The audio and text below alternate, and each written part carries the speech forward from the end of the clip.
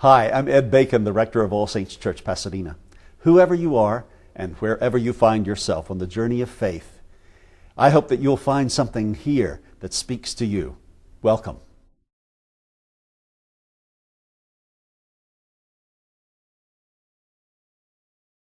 May the words of my mouth and the meditations of our hearts be aligned with your love, O God, our strength, our courage, and our freedom. Amen.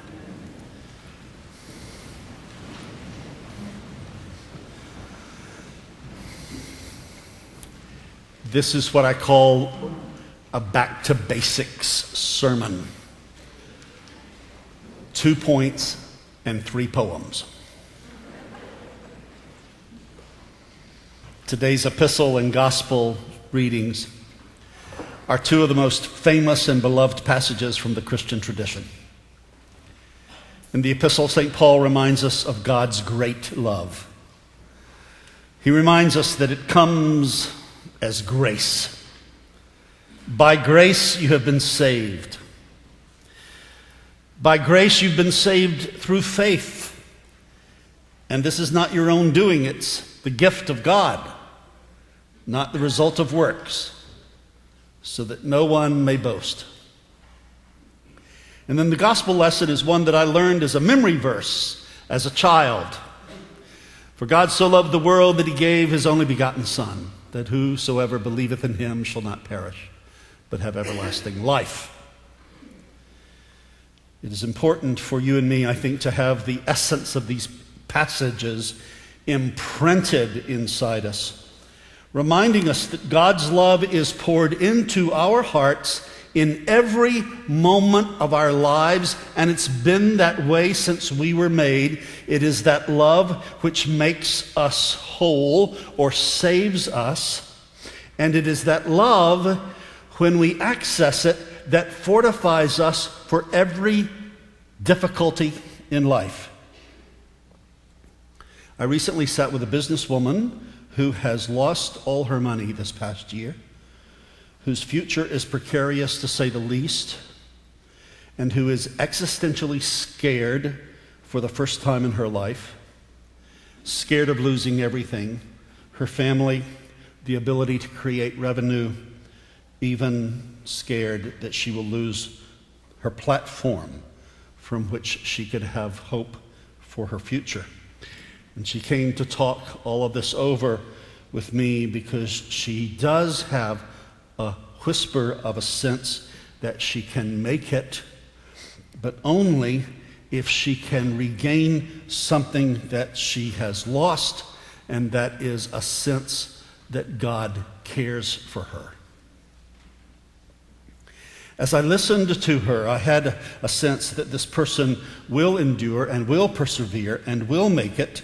I know this in my bones. I told her so, but I also told her that I know that if she's not fortified with an active connection with God's love, that she will flounder and potentially sink.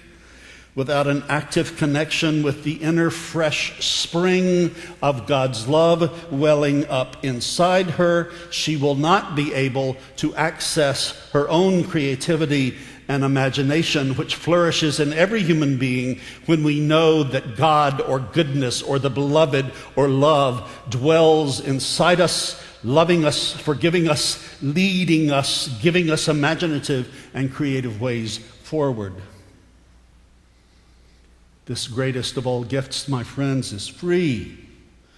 To know that God's love dwells like a fresh spring in the center of your soul is a grace.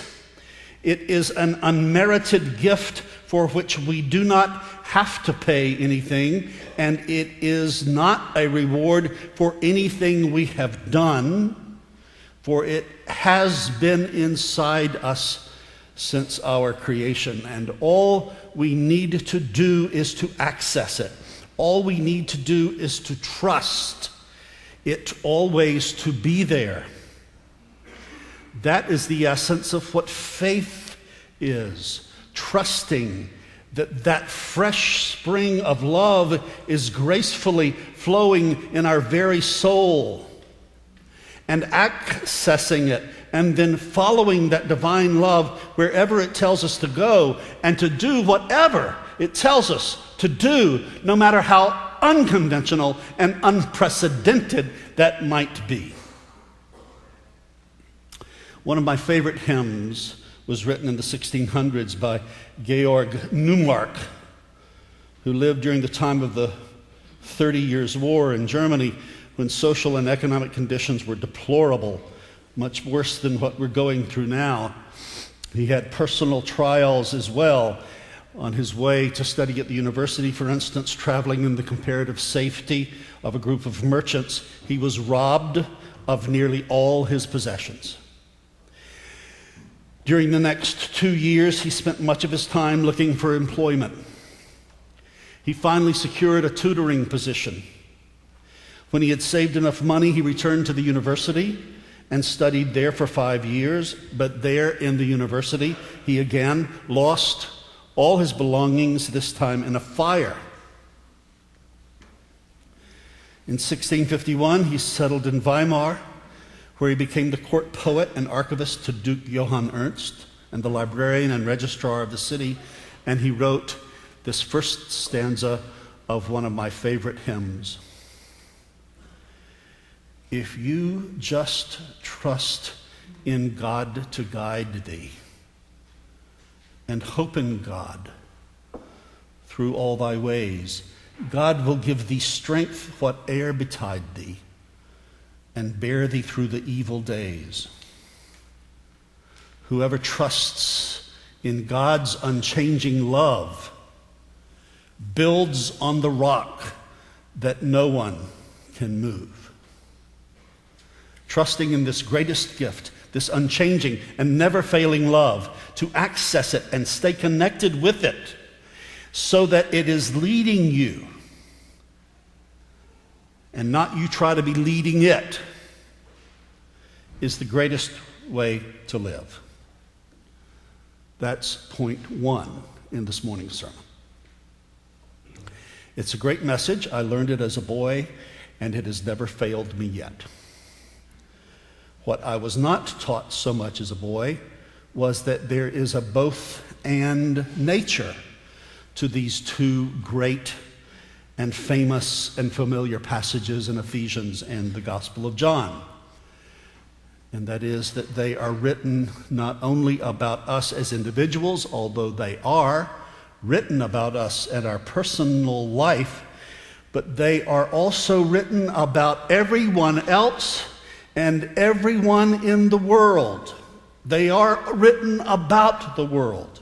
St. Paul, in writing his letter to the Ephesians, uses the second personal pronoun in the plural form.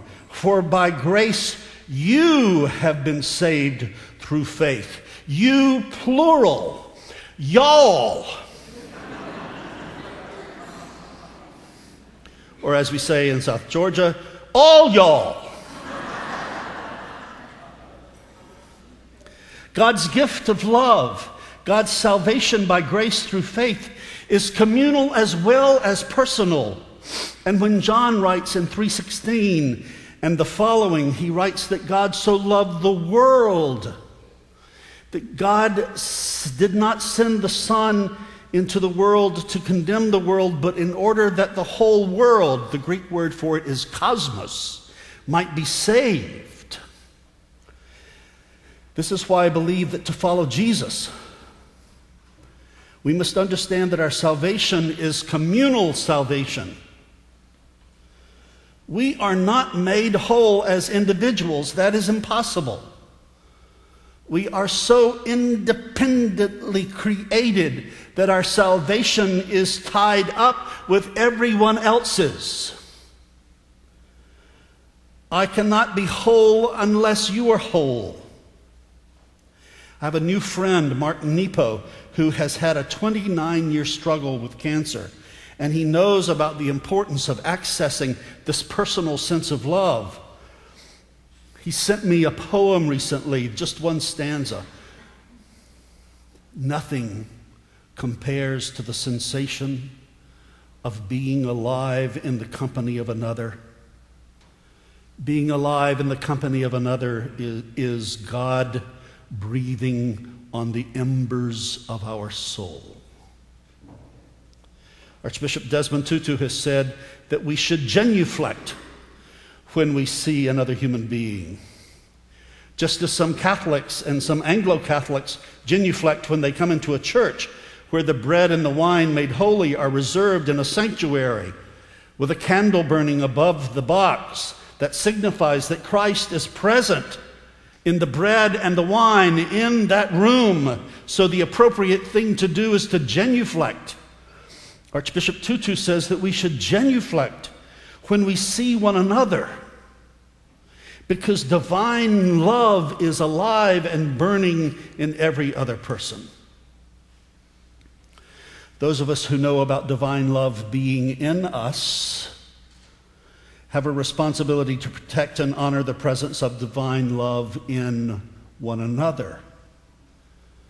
That is why it is so important for followers of Jesus to speak out when another category of humanity or another human being is demeaned or treated as less than in our public life. In the public blog of Robert Reich, the economist, last week, he wrote about our sense of morality being upside down in America now. He said presidential candidates are barnstorming across the land, condemning gay marriage, abortion, out-of-wedlock births, access to contraception, and the wall separating church and state. But America's fundamental problem is not a breakdown in private morality. It's a breakdown in public morality. What Americans do in their bedrooms is their own business. But what corporate executives in Wall Street financiers do in boardrooms and executive suites affects us all. We must speak out when categories of people are under attack, before whom we should be genuflecting. Nothing compares to the sensation of being alive in the company of another. It is God breathing on the embers of our soul.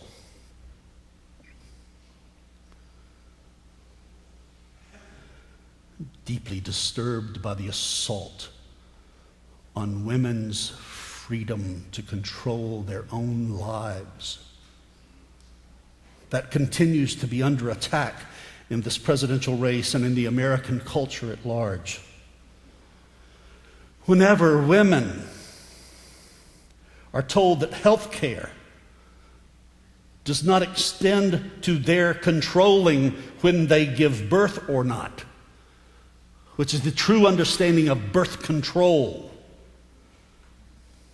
and that they can only get birth control through their insurance if their employers give them that permission. That is the antithesis of seeing every human being as one with God's love dwelling inside them, leading them to be who God created them to be. When I try to control your life, I become an obstruction to your following the love that is calling to you from the core of your life. And then, last week in the New York Times, a man by the name of Greg Smith wrote that today was his last day at Goldman Sachs. After almost 12 years at the firm, first as a summer intern while at Stanford, then in New York for 10 years, and now in London, he said, I believe I have worked here long enough to understand the trajectory of its culture, its people, and its identity, and I can honestly say that the environment now at Goldman Sachs is as toxic and destructive as I have ever seen. To put the problem in the simplest of terms, he says, the interests of the client continue to be sidelined in the way the firm operates and thinks about making money. These days, the most common question I get from junior analysts about derivatives is, how much money did we make off the client? And sometimes the clients are referred to as Muppets, and sometimes this process is referred to as ripping eyeballs out. And then over the weekend, actually last Sunday, a U.S. Army sergeant shot and killed 16 innocent Afghan civilians. 9 of them were children. 1 was a 3-year-old girl. He killed many of the victims with a single shot to the head before he piled together 11 of the bodies and set them on fire. The man who allegedly committed this crime was on his 4th deployment to a war zone since he volunteered right after 9/11. He had already lost a part of his foot, had had a brain injury, had served those 3 tours in Iraq, and now was shipped back to a war theater in Afghanistan. Clearly, he had forgotten his beauty. He had forgotten the divine love that flows within him. He had forgotten his humanity, and he had forgotten that beauty and humanity and the spring of divine love flows in every one of the persons he killed. And the public morality issue is that you and I, as Americans, support a war effort in Afghanistan and a U.S. foreign policy that presides over sending post-traumatic stress syndrome patients back into war without first being healed of how trauma makes you forget your beauty, your humanity, and the spring of love flowing within you. If you missed today's Rector's Forum, I implore you to go online later in the week and watch it.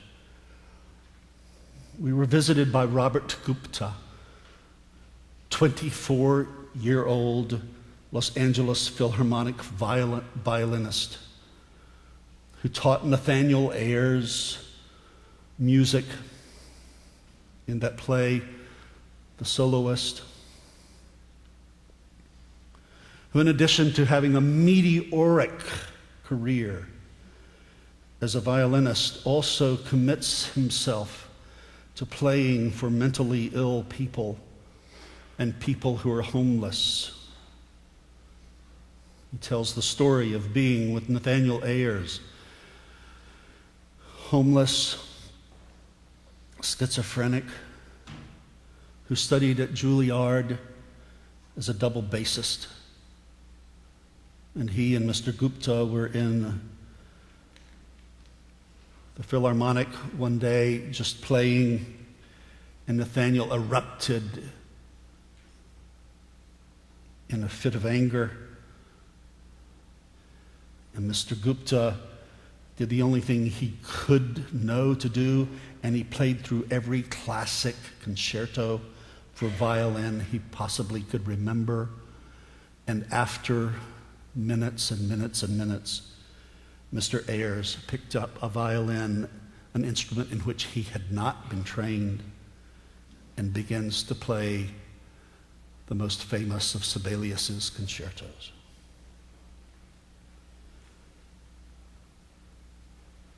Gupta says, in order for us human beings to live together in harmony on this planet, we have to do what musicians must do in an orchestra.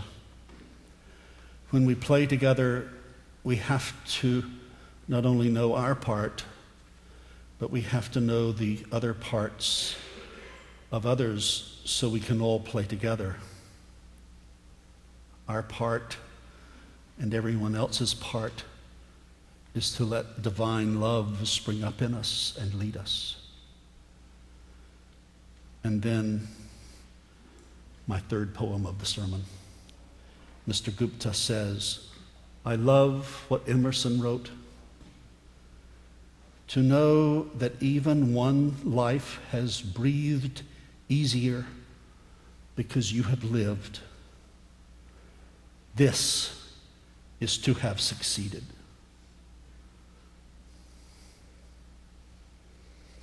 Nothing compares to the sensation of being alive in the company of another.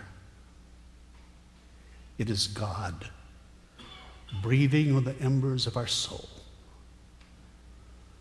May this Lent we live with such connection to God and God's love inside of us that we may be instruments of God breathing on the embers of one another's souls and the soul of the world. Amen.